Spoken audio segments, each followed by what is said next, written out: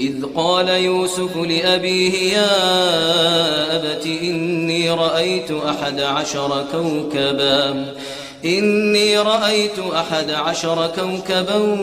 والشمس والقمر رأيتهم لي ساجدين قال يا بني لا تقصص رؤياك على